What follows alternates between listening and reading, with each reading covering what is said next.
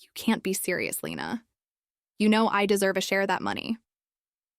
Jake leaned back in his chair, arms crossed, his usual smug expression plastered on his face.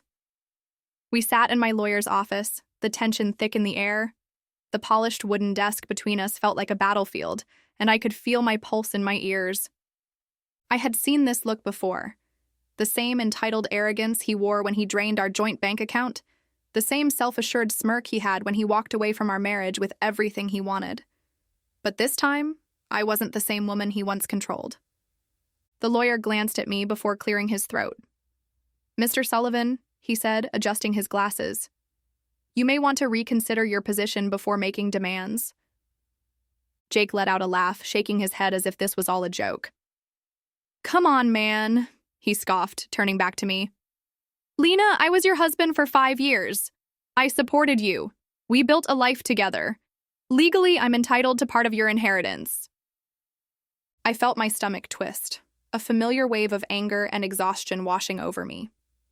The audacity. Jake had never supported me. If anything, I had carried him. I had worked 2 jobs while he played entrepreneur, burning through business ideas like firewood, sinking money into failed ventures while I begged him to get a real job.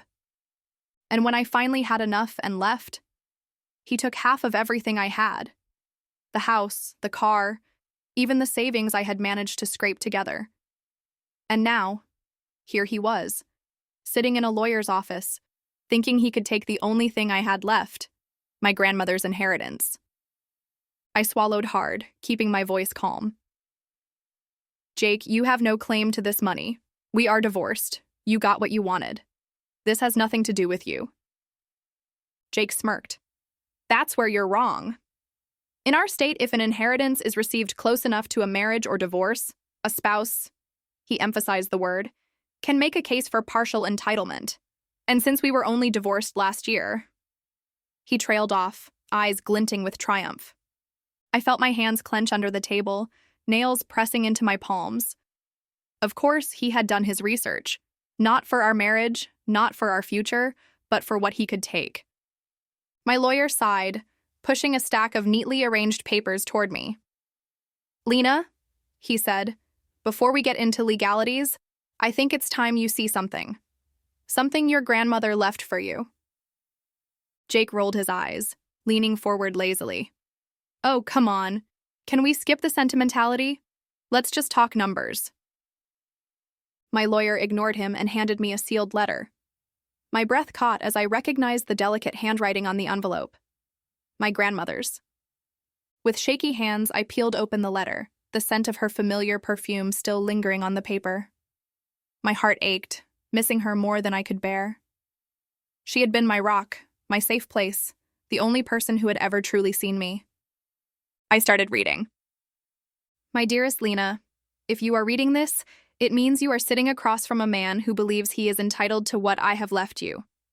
I knew this day would come. I knew he would try. And that's why I have made sure he gets absolutely nothing." My breath hitched. I could feel Jake's eyes on me, impatient, but for the first time in years, I felt a shift in power. The letter continued. "Your inheritance is locked behind a clause. If any ex-spouse or former partner attempts to claim a portion, they will automatically be disqualified. But that's not all, sweetheart. If he tries to challenge this in court, a secondary clause will ensure he is left in debt from the legal costs. Consider this my final gift to you. Freedom." I looked up, meeting my lawyer's gaze. "Is this real?" I whispered. He nodded. "Very real. And fully enforceable." I turned to Jake, watching as his confident smirk wavered. "You should probably read this," I said, sliding the letter across the table. Jake snatched it up, eyes scanning the words quickly. I watched the color drain from his face. His mouth opened, but no words came out. The lawyer slid another document forward. "This is the official clause from the will," he explained. "It explicitly states that if Mr. Sullivan makes any legal claim, he will not only lose, but he will be responsible for all legal fees, including yours." For the first time, Jake looked unsure. His fingers tightened around the paper, his jaw clenching. This This is a joke, right? I crossed my arms, shaking my head. No, Jake, it's not. The office fell silent. For once, Jake had no argument. And for the first time in years, I was the one in control. Jake was gripping the paper so tightly that his knuckles turned white. His confidence had drained completely, leaving behind nothing but confusion and barely contained rage. I had seen him angry before, but never like this. This was the look of a man realizing for the first time that he had lost. He let out a dry, humorless laugh, shaking his head. This is ridiculous. There's no way a will can just block someone like that. There are laws, Lena. You can't just lock someone out of what they're legally entitled to. My lawyer leaned forward, calm and composed. Actually, she can. Your former mother-in-law was very thorough. This clause is not only airtight, but it was specifically drafted to prevent exploitation. It's completely legal and, frankly, brilliant. Jake's eyes darted to me, looking for some kind of weakness to exploit. That was how he worked, finding the cracks in people, wearing them down until they caved to his demands. I could almost see the wheels turning in his head, looking for an angle, an argument, anything that could flip this in his favor. His voice dropped into the sickly sweet tone he used when he wanted something. Lena, he said, come on. This isn't fair. I was your husband. We shared a life. I was there for you. I scoffed, shaking my head. You weren't there for me, Jake. You were there for yourself. And now that there's money on the table, suddenly you want to talk about what's fair? He leaned in, lowering his voice like we were suddenly partners in some secret deal. We can work something out, he whispered. You don't want a legal battle. It's messy, expensive. I can walk away right now if you just agree to give me a small portion. Let's be reasonable. Reasonable. The same word he used every time he talked me into sacrificing for him. It was reasonable when he quit his job to focus on his business ideas. It was reasonable when he asked me to cover his credit card debt because he just needed a little time to get back on his feet. It was reasonable when he walked away from our marriage with the car I paid for, the apartment I furnished, and the money I had saved. I had been reasonable my whole life. Not anymore. I exhaled slowly, keeping my voice steady. You're right about one thing, Jake. It would be expensive. For you. My lawyer slid another paper across the desk. This is a breakdown of the legal fees you'll be responsible for if you proceed, he explained. It includes court costs, consultation fees, and a penalty clause built into the will. If you take this to court and lose, which you will, you'll owe approximately, let's see, just under $50,000. Jake's face drained of color. He gripped the edge of the desk, reading the document over and over as if the words would change. This is insane, he muttered.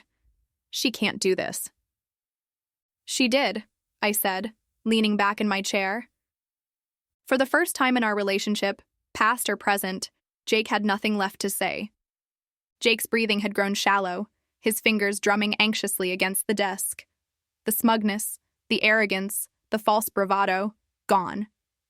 In its place was something new, fear. He cleared his throat, trying to salvage some dignity. All right, fine. If that's how you want to play this, I'll find another way.